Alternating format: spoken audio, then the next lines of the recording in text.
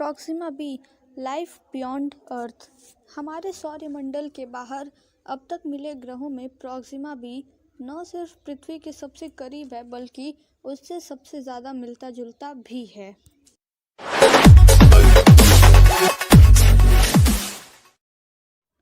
Proxima B पृथ्वी से आकार में 1.3 गुना बड़ा है और प्रॉक्सिमा सेंचुरी नाम के तारे का चक्कर लगाता है और ये पृथ्वी से 4.24 प्रकाश वर्ष दूर है।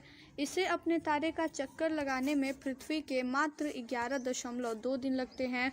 11.2 दिन मतलब कि 1 हफ्ते 4 दिन 4 घंटे 47 मिनट और 59 सेकेंड। इस खोज से जुड़े वैज्ञानिक अलेहांद्रो सुआरेज मॉस्करीनो का कहना है कि प्रॉक्सिमा बी के अस्तित्व की पुष्टि बड़ा काम था और यह हमारे आसपास का सबसे रोचक ग्रह है। प्रॉक्सिमा सेंचुरी, जिसे अल्फा सेंचुरी के नाम से भी जाना जाता है, वो पृथ्वी का सूर्य के बाद सबसे नज़दीकी तारा है और हमारे सूर्य की तरह ही इसका भी एक ग्रह मंडल है। इसकी खोज 1915 में हुई थी और इसकी खोज के लगभग 100 साल बाद यानी अब पता चला है कि उसके ग्रह मंडल में एक ऐसा ग्रह भी है जो हमारे सौरमंडल के बाहरी ग्रहों की उपेक्षा हमारी पृथ्वी से सबसे अधिक मिलता जुलता है। प्रॉक्सिमा सेंचुरी हमारे सूर्य से कई गुना छोटा है। प्रॉक्सिमा बी अपने सितारे से काफ़ी नज़दीक है, लेकिन फिर भी उस पर उतनी ही एनर्जी पहुंचती है जितनी धरती पर सूरज की वजह से। माना जा रहा है कि यहाँ तापमान ऐसा हो सकता है कि पानी तरल अवस्था में मौजूद हो और लाइफ को सपोर्ट करता हो।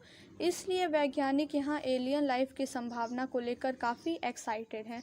हालांकि यह समस्या यह है कि इसका तारा प्रॉक्सिमा सेंचुरी अपने आसपास के ग्रहों पर बड़ी मात्रा में एक्स-रेज फेंकता है। प्रॉक्सिमा बी पर धरती की तुलना में 400 गुना ज़्यादा एक्स-रे पहुँचता है और इसलिए अब वैज्ञानिकों को यह पता करना है कि क्या इसका वायुमंडल इन रेज से बचाव कर पाता होगा। कई यूरोपियन देश मिलकर एक नया अति विशाल दूरदर्शी बना रहे हैं जिसके 2024 तक बन जाने की संभावना है। वह इतना शक्तिशाली होगा कि उससे प्रॉक्सिमा सेंचुरी बी के चित्र संभवतः पृथ्वी पर रहकर ही प्राप्त किए जा सकेंगे। ऐसा विशेषकर तब संभव होना चाहिए जब प्रॉक्सिमा बी अपने सूर्य की परिक्रमा उसी तल पर रहकर करता हुआ उसके सामने से गुजरता दिखाई पड़े जिस तल पर उसका सूर्य यानी प्रॉक्सिमा सेंचुरी तारा अपने पृथ्वी से देखने पर अंतरिक्ष में दिखाई पड़ता है।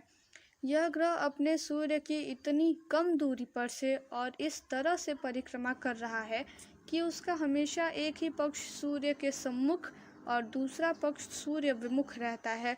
इससे सूर्य सम्मुख वाले पक्ष पर तो तापमान बहुत अधिक रहता होगा, जबकि सूर्य विमुख पक्ष पर उतनी ही बर्फीली ठंड होनी चाहिए।